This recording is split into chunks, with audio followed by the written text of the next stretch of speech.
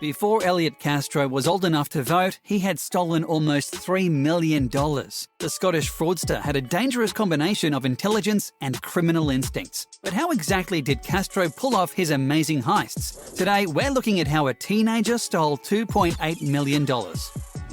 Elliot Castro was born in Aberdeen, Scotland, and grew up in the Logie area of Aberdeen with his father Carlos and mother Jane. He went to Hill Primary School. At the age of 7, he moved with his family to Chile before returning to Scotland, where they lived in Glasgow. Other than moving around often, he had a pretty normal childhood. So why did Castro start a life of crime? Castro describes finding a credit card on a train platform as a teenager. Instead of doing the right thing and turning the credit card in, he pocketed the card and tried to use it for his train fare. Even though the police boarded the train and caught Castro, he describes this as his first run-in with criminality. Unfortunately, Castro liked the feeling and wanted to experience the rush again.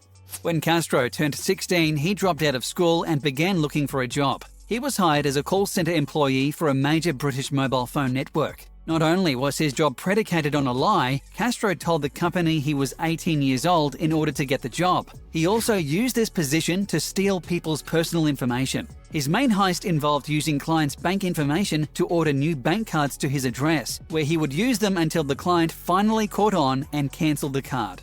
Clever and morally blinded by power and greed, Elliot Castro ascended from haircuts and CDs to designer watches worth €12,000 and first-class flights. In fact, Castro claims he visited every country in Europe using money from the people he swindled.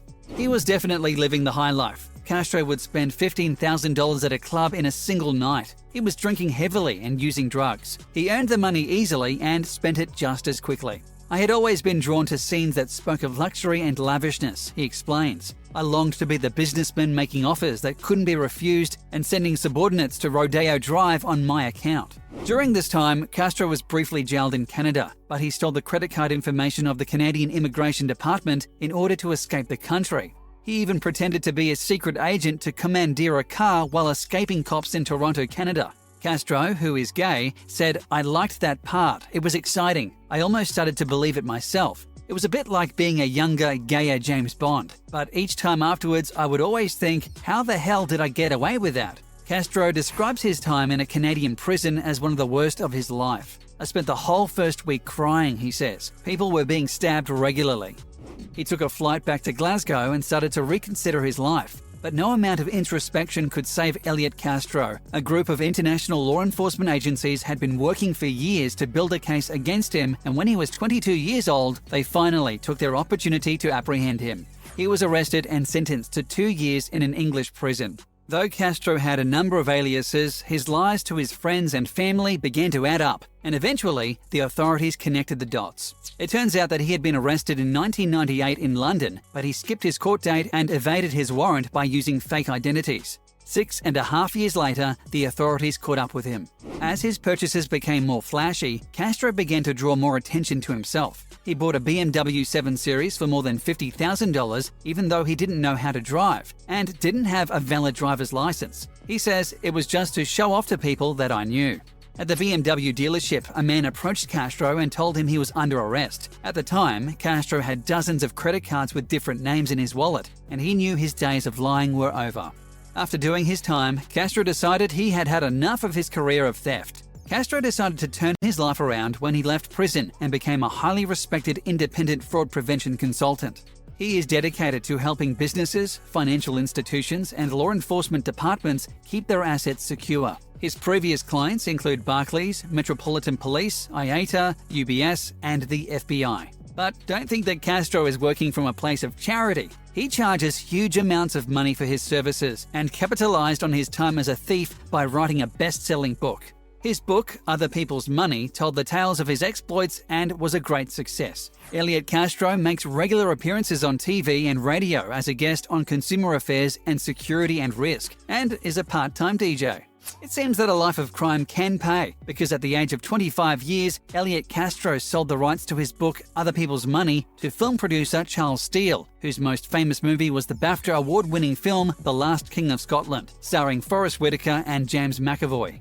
Many people have compared Castro to Colombian thief Guzman Betancourt, who managed to travel the world for 15 years by stealing more than $2 million from unsuspecting victims. But Castro is clear that people should not envy Betancourt. He said, Betancourt was living a similar lifestyle to mine with a lot of international travel, the best hotels, and endless amounts of cash. Believe it or not, all of this actually leads to a very lonely life. Betancourt won't be able to tell anyone what he's doing. He would have to have kept it top secret to keep going as long as he did. The problem with fraud is it not only becomes your main source of income, but your lifestyle as well. Once you get into that world, it's very hard to get out of it.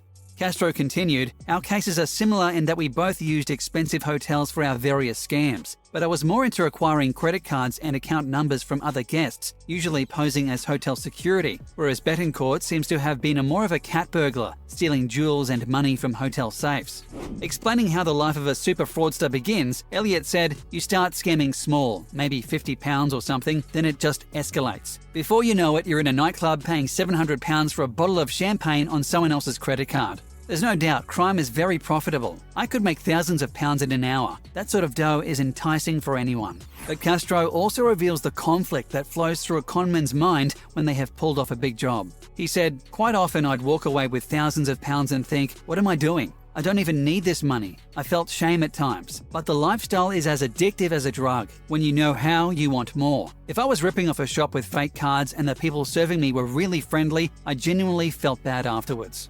For those people who believe that Castro's life was perfect, he says he lived with constant guilt and secretly wanted to be caught. Castro said, I'd set up base in Belfast and had a brilliant circle of friends around me. They were really nice, genuine folk, and I just wanted to be honest with them, but I couldn't. I was a fake, an imposter. That was a truly horrible feeling.